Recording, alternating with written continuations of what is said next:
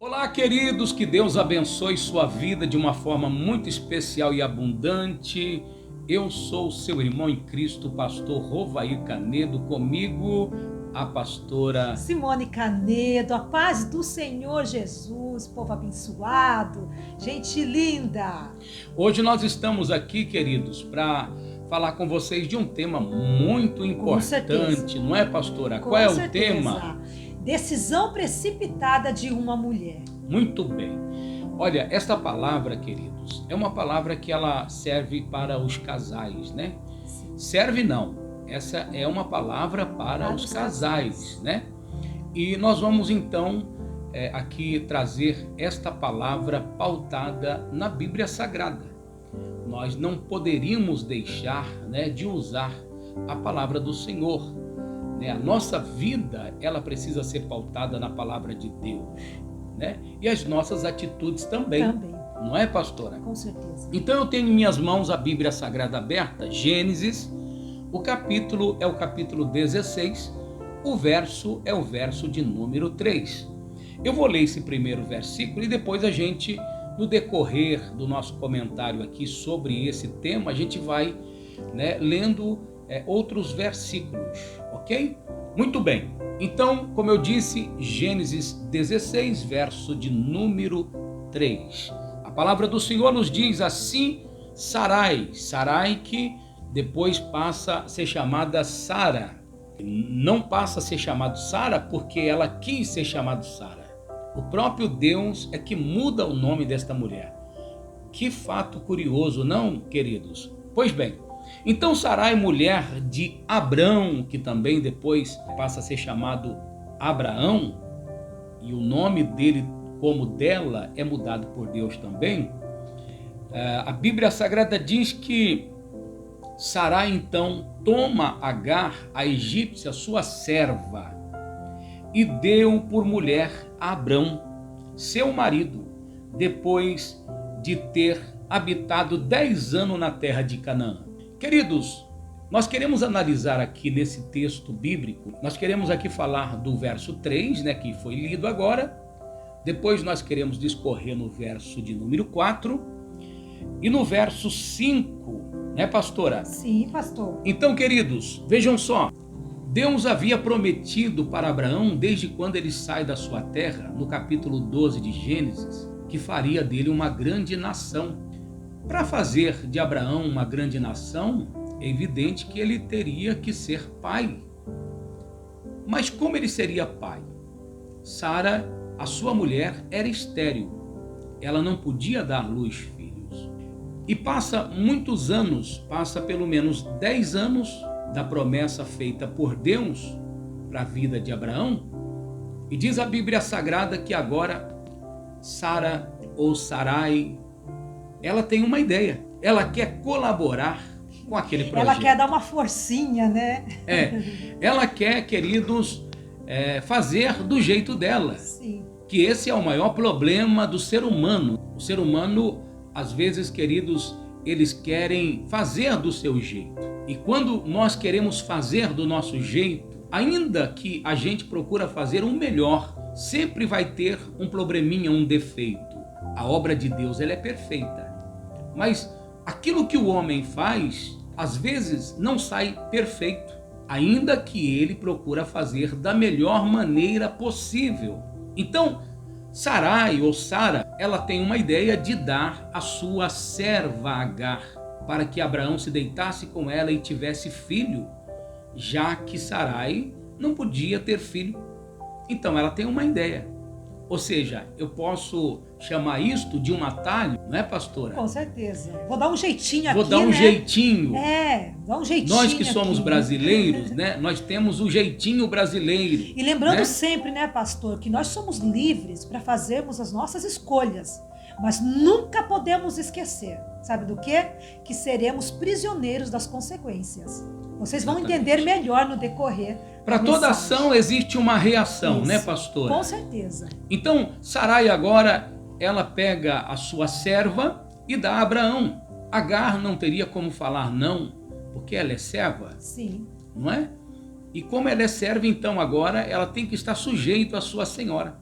Mas vai acontecer um fato curioso aqui, gente. Diz a Bíblia Sagrada que logo depois de Abraão ter se deitado com ela, ela concebeu e teve um filho. E depois de ela ter o filho, diz a Bíblia Sagrada que Sara começa a sentir desprezada, um certo tratamento, né, com desprezo para Sarai. E diz a Bíblia Sagrada, queridos, que ela então agora se vê constrangida. Sara se vê constrangida com aquele tratamento de Agar com ela. E diz a Bíblia Sagrada que então agora ela vai falar com Abraão. E ali, queridos, começa um probleminha que poderia se transformar em um grande problemão. E diz a Bíblia Sagrada então que ela disse a Abraão: sobre ti seja afronta que me é dirigida. Primeira iniciativa foi dela e não de Abraão.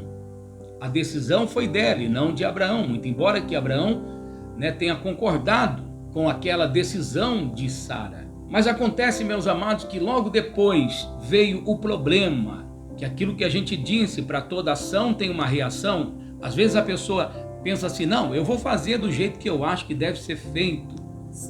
Não é? Mas ele tem que pensar que depois que ele fizer, depois que ele tomar a sua decisão, pode ser que amanhã seja tarde para ele se arrepender, não tem como voltar mais atrás. Então diz a Bíblia Sagrada que Sarai agora ela está constrangida por aquele tratamento de Agar com ela. Ela era senhora, né, pastora? Era senhora. E como senhora, então ela tinha que ser honrada, respeitada, sim, como sempre foi, porque ela era senhora. Mas agora ela está sendo desprezada. Que situação, não, pastora?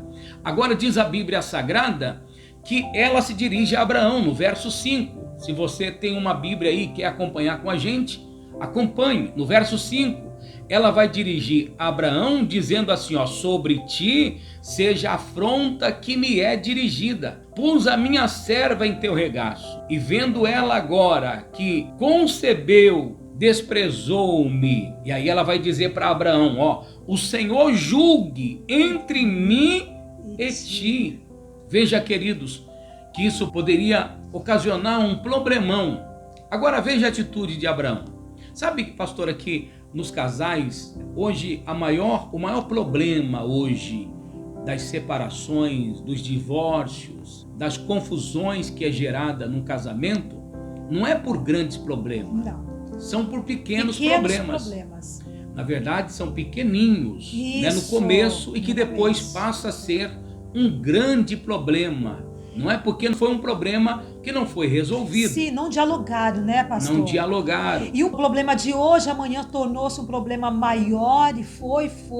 Não teve diálogo nesse casamento. Quando vai ver, se tornou um problemão.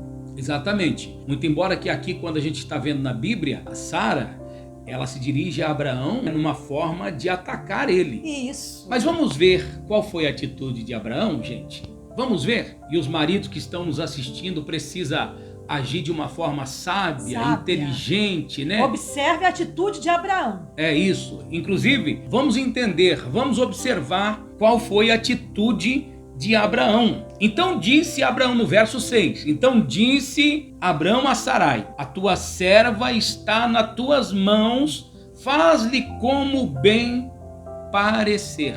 Atitude sábia. Abraão poderia ter revidado, não, pastora? E dito assim, olha, o problema é seu. É seu, foi você que quis. Foi você que quis, foi você que deu a ideia, isso, não é? É o que acontece hoje nos casamentos, muitas vezes, né? A culpa é sua, o problema é seu. Não procura resolver o problema. Eu sempre digo uma coisa, que num casamento tem que haver cumplicidade, né? Sem dúvida. Os dois são cúmplices um do outro.